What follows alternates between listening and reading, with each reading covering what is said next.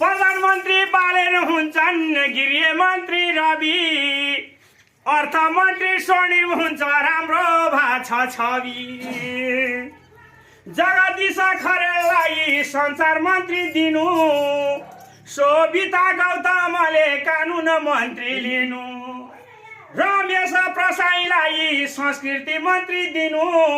अरु मन्त्री भूगोल हेरी विचार गरिदिनु नारायण हरि बन्छ